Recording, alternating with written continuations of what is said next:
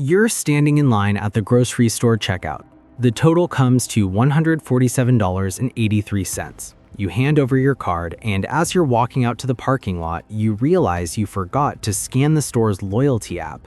You just missed out on saving maybe $2.14. And for the next 20 minutes, driving home, unloading groceries, putting things away, that $2.14 eats at you. You feel stupid. You feel like you failed. Meanwhile, sitting in your driveway is a car with a $680 monthly payment that you honestly cannot afford. It is parked in front of a house that stretches your budget so thin that you are one emergency away from panic. But you're upset about the $2. This is the cheap mentality in action, and it is bankrupting you in ways you don't even realize. My name is Max, and what I'm about to show you isn't another lecture about cutting coupons or skipping your morning coffee. This is about the psychological trap that keeps people poor even when they think they're being financially responsible. Because here's the truth. Being cheap is an emotional reaction rooted in fear. Being wealthy is a strategic calculation of value. Until you understand the difference, you will stay stuck no matter how hard you pinch pennies. Let me give you the perfect example of cheap thinking destroying wealth. You're driving around town and you see two gas stations. Station A is selling regular unleaded for $3.89 a gallon. Station B, which is 15 minutes across town, is advertising $3.79. You make the decision to drive those extra 15 minutes to save 10 cents per gallon. It feels smart, right? You're being responsible. You're beating the system. Let's actually do the math. Your car has a 15-gallon tank. At 10 cents savings per gallon, you just saved $1.50. Congratulations. Except you didn't.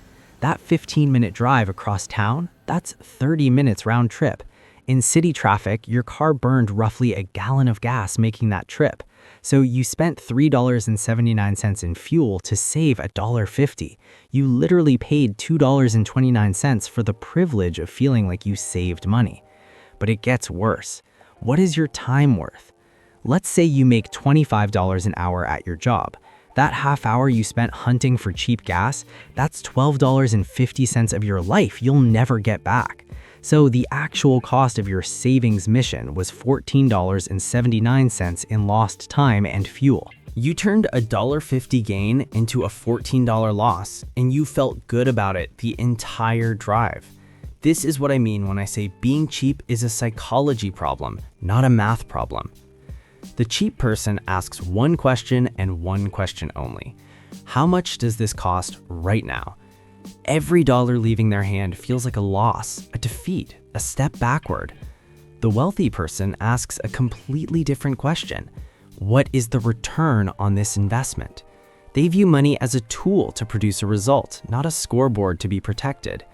Consider networking events.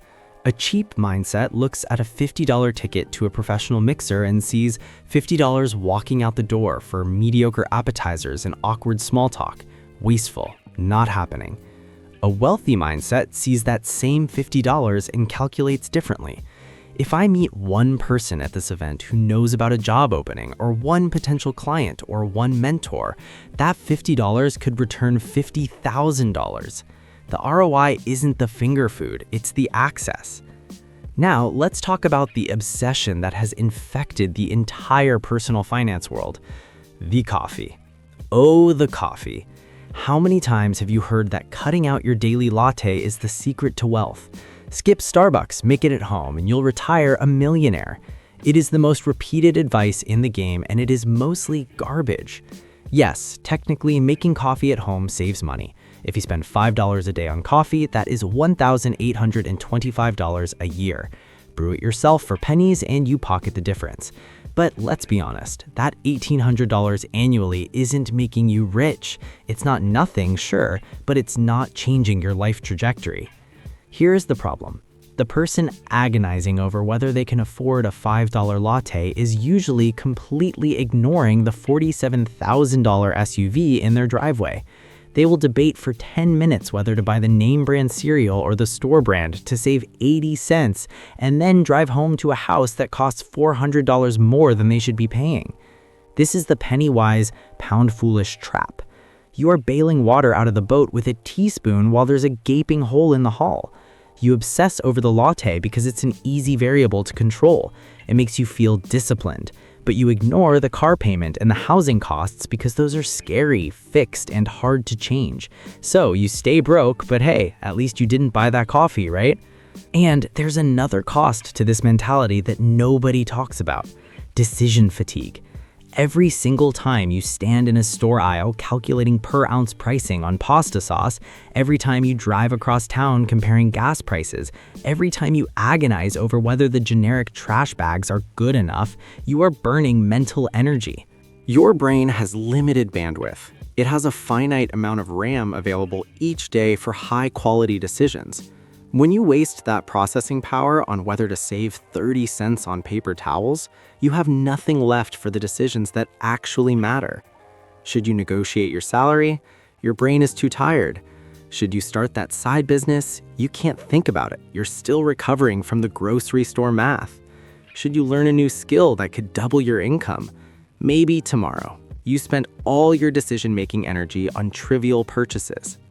Wealthy people protect their mental energy like it is gold. They know that wealth is built on a few massive decisions, not a million tiny ones. The car you buy, the house you choose, the career path you take, the partner you marry, the investments you prioritize. These are the $20,000 decisions. So here is a rule that will change your financial life: the $20 rule. If a purchase is under $20 and you have savings in the bank, do not think about it. Buy the one you want and move on. If you want the name brand ketchup, buy it. If you want the book, buy it. Save your brain power for the decisions that actually move the needle. You cannot become the CEO of your own life if you are stuck doing the work of the intern. Stop sweating the small stuff so you can finally focus on the big stuff. But we need to go deeper, because there is a reason cheap thinking feels safe even when it is costing you a fortune. That reason has a name: the scarcity mindset. This is the invisible prison that keeps people cheap. Scarcity mindset is the deep-seated belief that there will never be enough. Not enough money, not enough opportunities, not enough time. When you operate from scarcity, every dollar spent feels like a permanent loss. You aren't buying a pair of shoes, you're losing $80 forever. You aren't investing in a skill, you're throwing away money you might need for an emergency. This fear-based thinking creates a self-fulfilling prophecy. Let's look at the most expensive form of being cheap: refusing to invest in yourself. A cheap person won't spend $500 on an online course that teaches a high-income skill because that is too much money for information.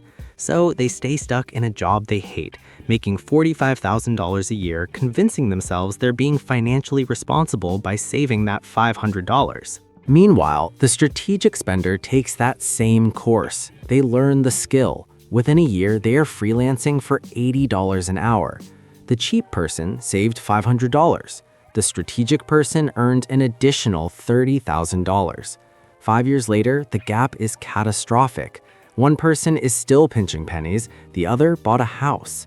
Same starting point, different philosophy. Or consider health. This is where cheap becomes dangerous.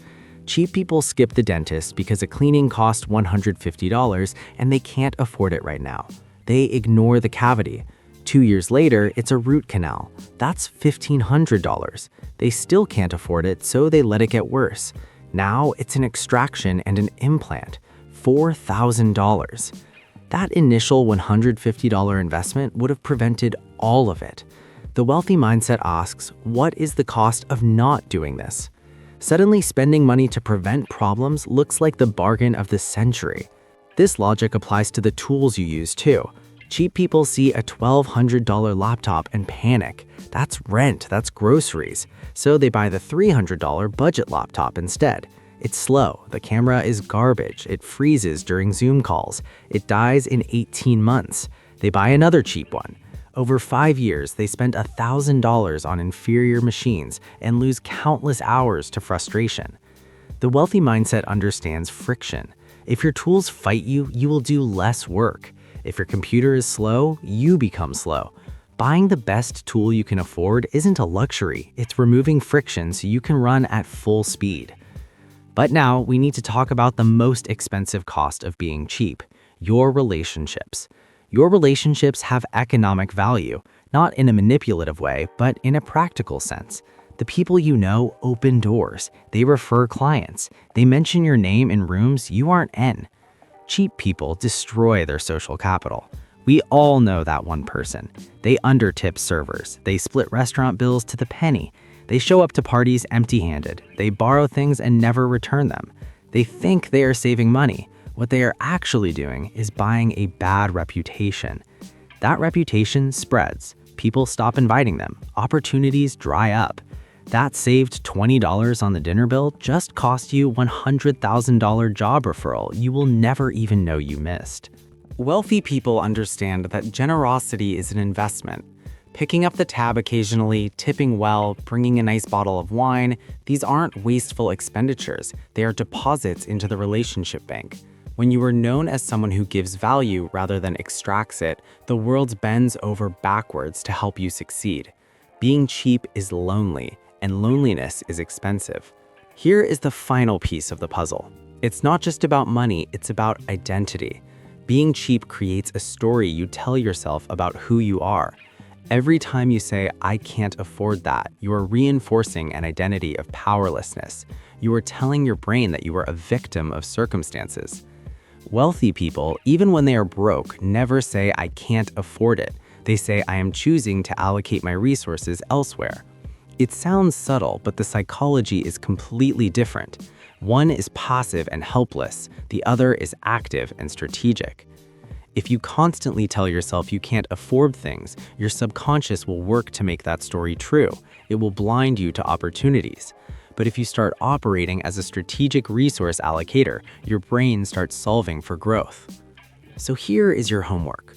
Audit your spending for the last 3 months, not to shame yourself, but to find the cheap traps. Where are you saving $5 but losing an hour of time? Where are you tolerating a broken tool that slows you down? Where are you saying no to an experience that could build a valuable relationship? Make one change today.